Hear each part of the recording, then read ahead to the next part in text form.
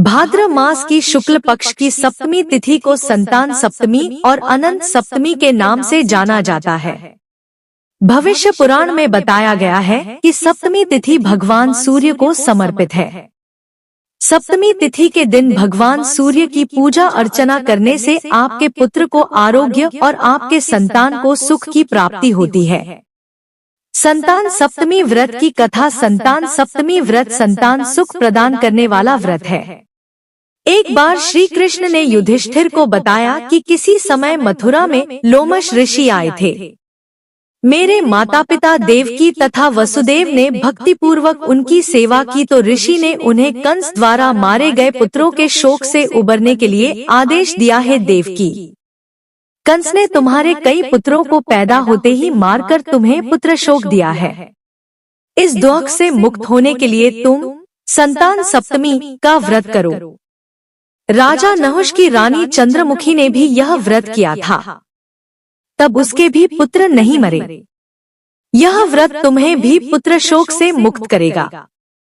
देवकी ने पूछा, हे देव, मुझे व्रत का पूरा विधि विधान बताने की कृपा करें ताकि मैं विधिपूर्वक व्रत संपन्न करूं। लोमश ऋषि ने उन्हें व्रत का पूजन विधान बताकर व्रत कथा भी बताई। नहुष अयोध्यापुरी का प्रतापी राजा था।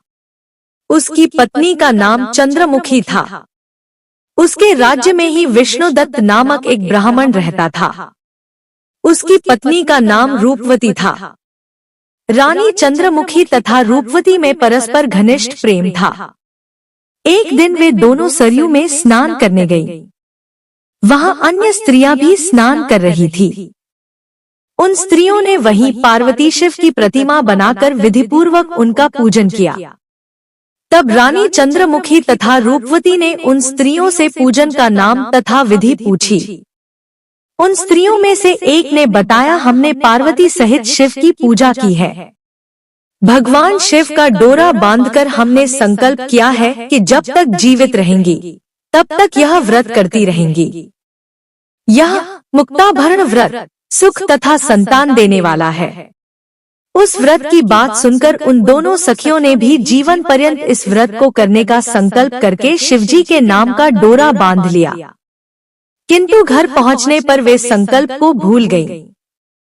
फलतः मृत्यु के पश्चात रानी वानरी तथा ब्राह्मणी मुर्गी की योनि में पैदा हुई। कालांतर में दोनों पशु योनि छोड़कर पुनः मनुष्य योनि में आईं। चंद्रमुखी मथुरा के राजा पृथ्वीनाथ की रानी बनी तथा रूपवती ने फिर एक ब्राह्मण के घर जन्म लिया। इस जन्म में रानी का नाम ईश्वरी तथा ब्राह्मणी का नाम भूषणा था। भूषणा का विवाह राजपुरोहित अग्निमुखी के साथ हुआ। इस जन्म में भी उन दोनों में बड़ा प्रेम हो गया। व्रत भूलने के कारण ही रानी इस जन्म में भी संतान सुख से वंचित रही। प्रौढ़ावस्था में उसने एक गूंगा तथा बहरा पुत्र जन्मा, मगर वह भी 9 वर्ष का होकर मर गया। भूषणा ने व्रत को याद रखा था, इसलिए उसके गर्भ से सुंदर तथा स्वस्थ 8 पुत्रों ने जन्म लिया। रानी ईश्वरी के पुत्र शोक की संवेदना के लिए एक दिन भूषणा उससे मिलने गई। उसे देखते ही रानी के मन में डाह पैदा हुई। उसने भूषणा को विदा करके उसके पुत्रों को भोजन के लिए बुलाया और भोजन में विष मिला दिया। परंतु भूषणा के व्रत के प्रभाव से उनका बाल भी बाका न हुआ। इससे रानी को और भी अधिक क्रोध आया। उसने अपने नौकरों को आज्ञा दी कि भूषणा के पुत्रों को पूजा के बहाने यमुना के किनारे ले जाकर गहरे जल में धकेल दिया जाए। किंतु भगवान शिव और माता पार्वती की कृपा से इस बार भी भूषणा के बालक व्रत के प्रभाव से बच गए। परिणामतः रानी ने जल्लादों को बुलाकर आज्ञा दी कि ब्राह्मण बालकों को वधस्थल पर ले जाकर मार डालो, किंतु जल्लादों द्वारा बेहद प्रयास करने पर भी बालक न मर सके। यह समाचार सुनकर रानी को आश्चर्य हुआ। उसने भूषणा को बुलाकर सारी बात बताई और फिर क्षमा याचना करके उससे पूछा, किस कारण तुम्हारे बच्चे नहीं मर पाए? भूषणा बोली, क्या आपको पूर्वजन्म की बात स्मरण नहीं है? रानी ने आश्चर्य से कहा, नहीं, मुझे तो कुछ याद नहीं है। तब उसने कहा, सुनो, पूर्वजन्म में तुम राजा नहुष की रानी थी और मैं तुम्हारी सखी। हम दोनों ने एक बार भगवान शिव का डोरा बांधकर संकल्प किया था कि जीवन पर्यंत संतान सप्तमी का व्रत किया करेंगी, किंतु दुर्भाग्यवश हम भूल गए और व्रत की अवहेलना होने के कारण विभिन्न योनियों में जन्म लेती हुई अब फिर मनुष्य जन्म को प्राप्त हुई हैं। अब मुझे उस व्रत की याद हो आई थी, इसलिए मैंने व्रत किया।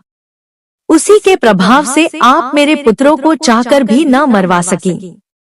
यह सब सुनकर रानी ईश्वरी ने भी विधिपूर्वक संतान सुख देने वाला यह मुक्ताभरण व्रत रखा। तब व्रत के प्रभाव से रानी पुनः गर्भवती हुई और एक सुंदर बालक को जन्म दिया। उसी समय से पुत्र प्राप्ति और संतान की रक्षा के लिए यह व्रत प्रचलित है। संतान सप्तमी का व्रत पूजा। यह व्रत पुत्र प्राप्ति, पुत्र रक्षा तथा पुत्र अभ्युदय के लिए भाद्रपद के शुक्ल पक्ष की सप्तमी को किया जाता है। इस व्रत का विधान दोपहर तक रहता है। इस दिन जाम्बवती के साथ श्याम सुंदर तथा उनके बच्चे साम की पूजा भी की जाती है। माताएं पार्वती का पूजन करके पुत्र प्राप्ति तथा उसके अभ्युदय का वरदान मांगती हैं। इस व्रत को मुक्ताभरण भी कहते हैं। संतान सप्तमी व्रत के लिए नियम। प्रातः स्नानादि से निवृत्त होकर स्वच्छ वस्त्र पहने।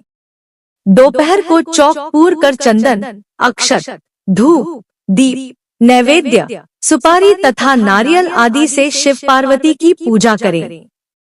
इस दिन नैवेद्य भोग के लिए खीर पूरी तथा गुड़ के पुए रखें। रक्षा के लिए शिवजी को डोरा भी अर्पित करें। इस डोरे को शिवजी के वरदान के रूप में लेकर उसे धारण करके व्रत कथा सुने।